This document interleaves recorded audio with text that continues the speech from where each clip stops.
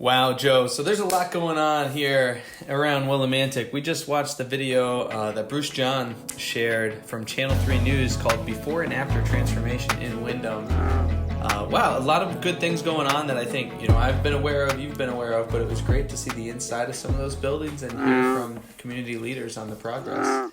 Now, I know in the past we've said we're just a couple of idiots. That still stands true. What I'm about to say is going to prove that.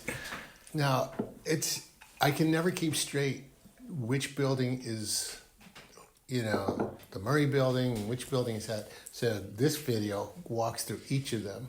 Yeah. And I'm going to study this video and get the building straight once and for all. That's important for you. That's good. It is, especially being on planning and zoning. You'd think I'd get that straight, but it is confusing. There's a lot going on, and that's partly why it's confusing. Confusing and exciting. That Murray building, that's the one that's a month away from. The Murray building is the one that I think most people call, myself included, the Hurley's building. Because that was the big that's part of the confusion. Clothing store that was there for a long time. Yeah, the department. So that's the one that's right up the street from Angie's yoga studios on Church Street. On Church Street. Yep, that's right. And so in a month that's going to open. It's got 16 units, hardwood floors, beautiful windows. Windows that go almost all the way to the floor. Dangerously beautiful windows. They seem dangerous, but you said they have to have special glass. Yeah, in any building like that, if the windows are down at and then what about the retail space? Level, they have the retail to have space, specially tempered glass. Those ceilings had to be 16 feet high. Yeah. And then the front of that building has those big green protective covers that are so nice that people thought that's actually the facade. Right. I was listening to one of the other podcasts on WILI, and that one of the speakers was commending the development of that building and how nice that green facade looks. Thinking that was it's coming off. It's actually just a window protector. It's actually going to be a lot better. And so you're going to have, I don't know, what is that? Maybe 8 by 10 foot glass panes. Yeah, at least. It's just breathtaking. Yeah, I mean, it's not an exaggeration. It's been a long time coming. I don't know what kind of it's beautiful retail operation gets to have that space, but that is that's a great question. Yeah, it's a great spot. And then it's, you get the building. Well, there's a lot of good businesses right around there too that will benefit from people living there. You've got Trigo Pizza right there. You've got Cordoba's, which is one of my favorite food spots down there. You've got Angie's Float and Yoga on North. You've got the Harp. A whole bunch. And you've got the art studio there. Man, what a great spot to have some new apartments and another storefront. I can't imagine those vacancies. And you're right by the community center too. Yeah. That's beautiful. Gilson Square. Yeah. Oh, that's awesome. And then across the street, they said, 9 months to get that building that's sort of on the corner across from Gilson done. And that's, how many units was that? I don't remember the number. I want to say it was 80, but it was about 80. Positive about that, yeah. And then when they're going to, the Hooker and Hale building, they're going to take down, which one? The one on the corner. Is that Hooker? Hooker, That's Hooker. And they're going to build all around it, the Hale, and that's going to be over 100 units, right? Yeah, that's a big building. That's a really big building. You add that up, we're getting close to 300 units. Close to in those couple of blocks down there. That is going to be... That's going to shift people. That's going to shift where the hot doing spot business is downtown. I love it. Yeah. That's really exciting, and I'm hoping what that also does, not only obviously to spur the business, but is there'll be more demand for walkability downtown, and that will become a nicer space. It won't just be more crowded; it'll actually be more facilitated to those crowds. What would be really nice is if the crosswalk lights didn't make you wait 3 cycles before you get Chuck Marone from Strong Towns. My wife and I were talking about that because we were waiting there the other day. Calls them beg buttons. Beg buttons. Because if you're a walker, you don't matter. Mm-hmm. It's all about car flow through. Right. We got to change those buttons so that when you hit it, boom, that light turns red and walkers get preference. Well, maybe a little yellow first. we need a slowdown period. People have to drive slow because it could go red at any second.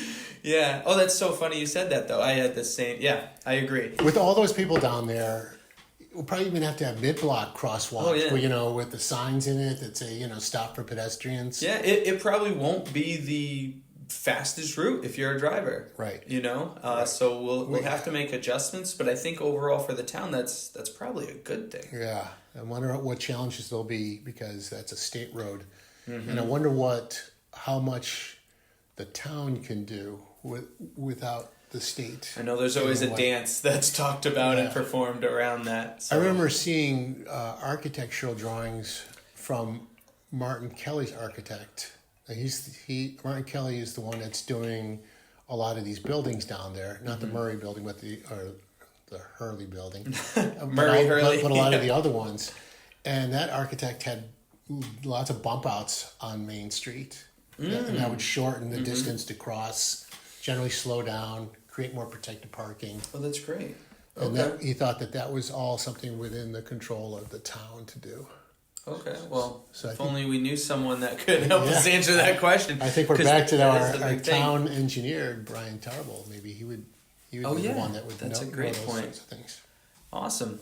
Well, I'm very excited about this. It's great to have that coverage from the network television with the video footage. I think that's really going to be an eye-opener for a lot of people who see that. Yeah. It was an eye-opener for me, so I can imagine for anyone else as well. Well, very cool. Joe, thanks I know this was a short one, but thanks for coming over and just reviewing the video and kind of going through that excitement. And actually, before we go, for anyone listening, I don't know if you guys know, Joe Pliss you're doing something big this fall, aren't you? You're taking another step. You're already involved in the community, but this is kind of the next level. The next step up. I'm on planning and zoning, and I'm a director on the first taxing district that covers the volunteer fire departments in the Wyndhams as well as the libraries. But I threw my hat in the ring to run for town council out in the Wyndham Villages. That's very exciting. As someone that knows you and knows your values, and again, another conversation I was having about you, I hope that's okay, was, you're not necessarily just a party line guy. You're very much into listening. I think one of your best qualities is you hear all different perspectives, right? And you'll take everything into consideration with that. There is a special amount of appreciation when we can do something really good for the community and nobody really is paying attention to what party anybody's from. Yeah. And we definitely are like that on the first taxing district. It's really, all of these are volunteer jobs, so it's volunteers just trying to help out neighbors. That's really what it is. Yeah. It's not Washington politics, which is, I agree, is a cesspool. That's not what this is. This is, we know everybody. We know everybody. That's powerful. If you know everyone, they know you. You can have those conversations, and everyone can say, "Hey, I'd like a little change here. Joe, could you look into this?" And I've gotten feedback from others that you always follow through on that, and that's really powerful. I don't personally know everybody. But you know the people who might know someone. Exactly. I mean, no. To clarify, he's a great guy. He's an idiot, but he's a great guy. But, yeah. I certainly have my blind spots, and that's partly why I want to listen to everybody's got something to offer, and that's why I listen.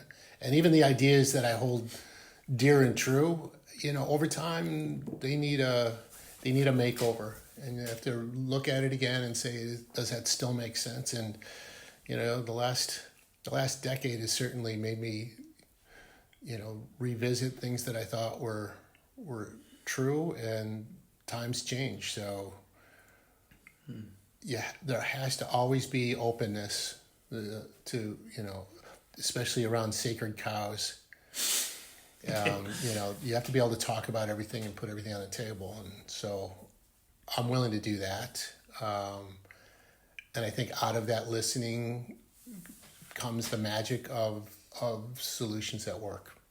Beautiful. And just like, speaking of getting a makeover, for your ideas here, we're getting one downtown in Willimantic, and we're getting one on the town council come November. So make sure you guys get out there and vote. Thanks for tuning in today. have a wonderful Thursday. All right. Awesome. Take that shot. Okay. All right. To the